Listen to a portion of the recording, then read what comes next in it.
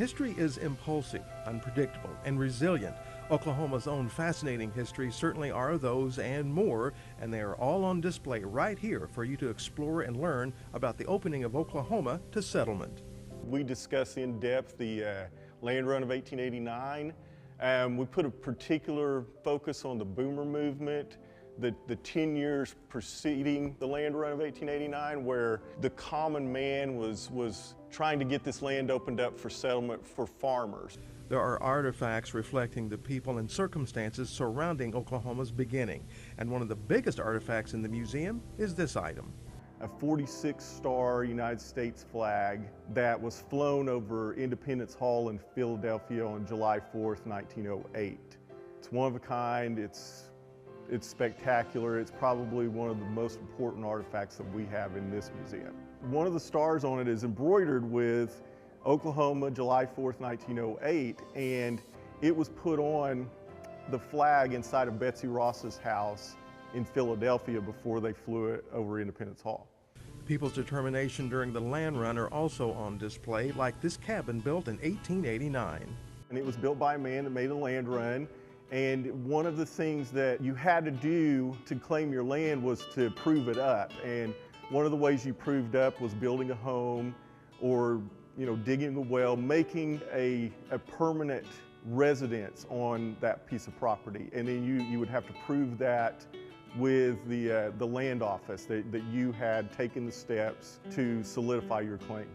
This Tallman's Transfer and Bus Company display reflects the early days of transportation. They operated these all around town. One of the funny things on there, and the things that I make people look for, is for them to tell me what the phone number is for Tallman's Transfer Company, because it's on the coach. Which is one. Which is one. Yeah. So who had the first phone in Guthrie? Tallman's Transfer Company. There's the unusual, such as the story of Carrie Nation, a prohibitionist who used a rather unusual method of persuasion. She would go to saloons, give speeches, and then tear the place up with a hatchet. All right, so one of our displays is a hatchet, and it's hers, but we also have a little hatchet pendant that she would make and sell, and this is how she would fund her crusade against alcohol. And one of the biggest attractions to the museum is the one involving the outlaw turned mummy Elmer McCurdy. It's a bizarre yet rather intriguing case of the wandering dead and how the corpse of an outlaw killed in Oklahoma ended up in a California fun park spook house and then got returned to Oklahoma and is now buried just north of Guthrie. It draws people from all over the country. On a weekly basis, we have somebody come here to talk to us about that story.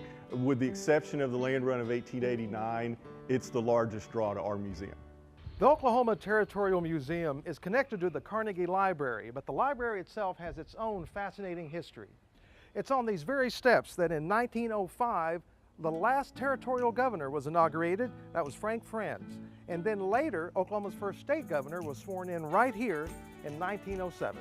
Our museum is the story of America in a microcosm. It is the final place where the frontier ceases to exist.